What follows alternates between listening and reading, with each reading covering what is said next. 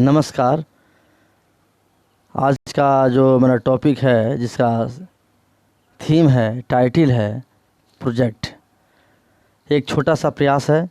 आप बहुत ही देश के विद्वान अनुभवी जनों का आप सुन सकते हैं, देख सकते हैं, लेकिन उस कड़ी में एक छोटा सा ये प्रयास है कि जो आए दिन आप देखते हैं कि बच्चों के स्कूल हो या कॉलेज हो या यूनिवर्सिटी हो, प्रोजेक्ट के बनाने की बात आती है। तो आखिर प्रोजेक्ट है क्या?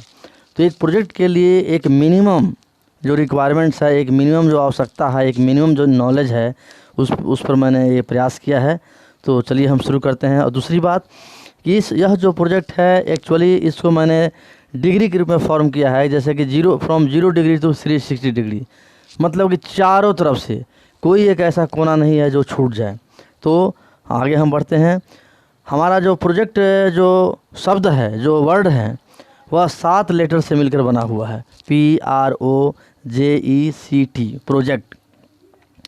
तो अगर देखा जाए तो किसी भी क्वालिटी के लिए जो कंडीशंस है, जो बाउंड्री कंडीशंस है, जो कैरेक्टरिस्टिक्स हैं, जो मिनिमम जो लिमिटेशंस हैं, जो बैरियर्स हैं, इसमें मैंने 7 पॉइंट्स में अगर हमने दिया है कि अगर 7 पॉइंट्स जो प्रोजेक्ट के लिए बहुत ही अनिवार्य है, इसके बगैर हम प्रोजेक्ट की कल्पना हम नहीं कर सकते हैं।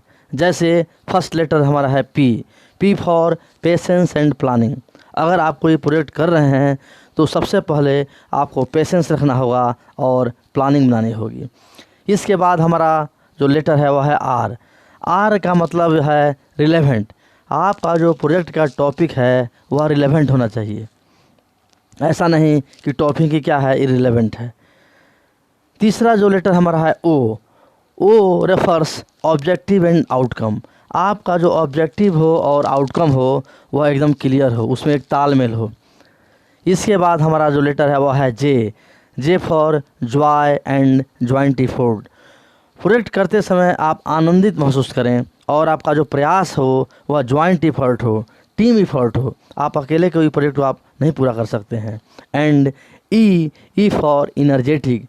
आप प्रोजेक्ट सेलेक्ट करते समय, प्रोजेक्ट करते समय, प्रोजेक्ट के दरमियान आपका मिजाज जो है, आपका जो फिजिकल और मेंटल टेम्परामेंट है वह एनर्जेटिक होना चाहिए। और सी फॉर कॉम्पिटेंसी एंड कमिटमेंट। ऐसा नहीं है कि हम कोई प्रोजेक्ट ले लिए और काम करना शुरू कर दिए। इसके लिए आपको एक कॉम्पिटेंसी होना पड़ेगा। कॉम्पिटेंसी जो है आपके अंदर होनी चाहिए और कमिटमेंट होना चाहिए। ऐसा नहीं कि हम आपने ले लिया और उसको लिंगर कर रहे हैं, स्लो कर रहे हैं, कोई शेड्यूल्स नहीं है, कोई प्लानिंग्स नहीं है। आपके अंदर एक कमिटमेंट होना चाहिए। और सबसे बड़ी चीज़ है कि आपके अंदर एक टाइम फ्रेम होना चाहिए कि कितने समय में हमें पूरा कर सकते हैं।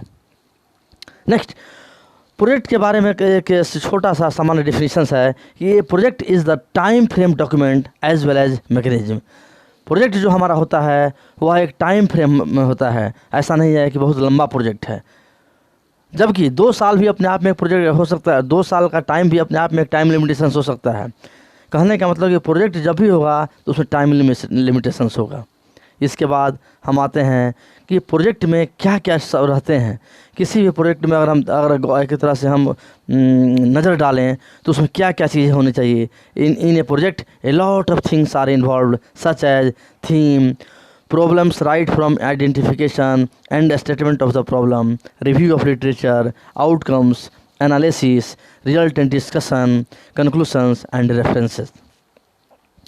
अब देखा जाए कि पूरे एक जो हमारे प्रोजेक्ट हैं वो कितने तरह के होते हैं। जितने भी हमारे, जैसे कि कुछ लोग MPhil करते हैं तो उसको डिसर्टेशन बोलते हैं, PhD करते हैं तो उसको थीसिस बोलते हैं, प्रोजेक्ट बोलते हैं। एक छोटा बच्चा भी प्रोजेक्ट बनाता है। स्कूल हर आप आए दिन आप देखते हैं कॉलेज स्कूल में बच्चे जो हैं प्रोजेक्ट बनाते हैं। शाम को और आप मार्केट में किसी स्टेशनरी की दुकान पर जाते हैं तो 4 बच्चे अवश्य मिल जाएंगे और बोलेंगे अंकल मुझे प्रोजेक्ट का मटेरियल दीजिए। तो प्रोजेक्ट वर्ड जो है आज के डेट में बहुत ही कॉमन हो गया है। तो चलते आज हम आप जानते हैं कि how many types of project, kinds of project के कितने प्रकार हैं। तो यहाँ हम नज़र डालें तो बहुत कॉमन जो प्रोजेक्ट है वह हमारा है यूनिवर्सिटी लेवल का प्रोजेक्ट। उसमें क्या है कि बच्चे डिप्लोमा करते हैं, MPhil करते हैं, PhD करते हैं। उस तरह का जो हमारा प्रोजेक्ट है वह हमारा क्या है, यूनिवर्सिटी लेवल का प्रोजेक्ट है। वह हमारा क्या है, यूनिवर्सिटी लेवल का प्रोजेक्ट है। दूसरा तरह का जो हमारा जो प्रोजेक्ट है कि submitted by a researcher to a private और governmental agency for financial assistance. किसी वित्त सहायता के लिए किसी गवर्नमेंट या प्राइवेट संस्था को आप सबमिट कर रहे हैं, और जो उस जैसे मान लीजिए कि जो सहायता मिलेगी वो आप उससे काम करेंगे। क्योंकि आप अकेले कैपेबल नहीं हैं, आप अकेले कैपेबल नहीं हैं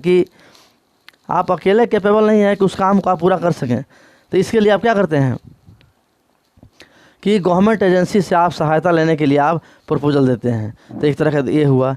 और तीसरा जो हमारा है जो प्रोजेक्ट का टाइप, इसमें किसी यूनिवर्सिटी या कॉलेज का टीचर्स जो हमारे जो सीनियर्स होते हैं वो क्या करते हैं, किसी एक ऐसा प्रोजेक्ट बनाते हैं और वो सबमिट करते हैं जैसे हमारे किसी गवर्नमेंट ऑर्गेनाइजेशन को, जैसे कि हमारा DEC है, इग्नू है, UGC है, NCERT है, CG कॉस्ट है, एक्सेट्रा है।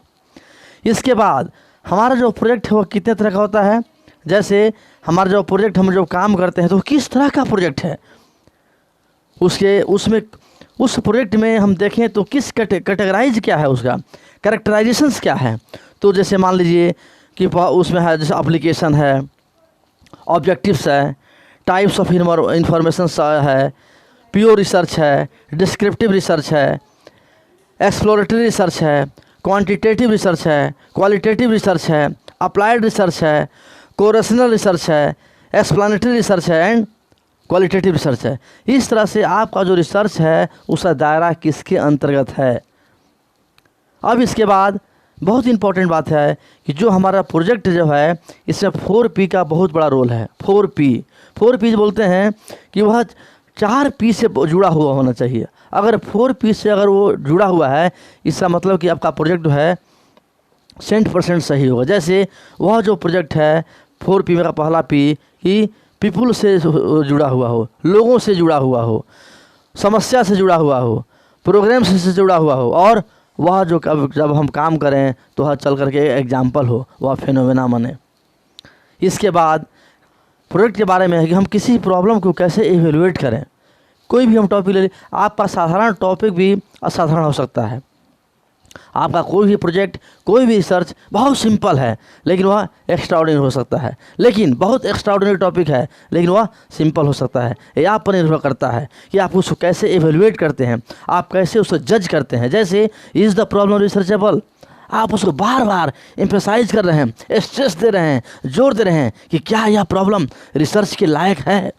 इज़ द प्रॉब्लम एनीवन, क्या यह जो टॉपिक है ये अपने आप में एक नया है, आपको अंदर से आवाज़ आती है yes this is new. Is the problem significant, क्या इस प्रोजेक्ट का कुछ महत्व है। And is the problem feasible.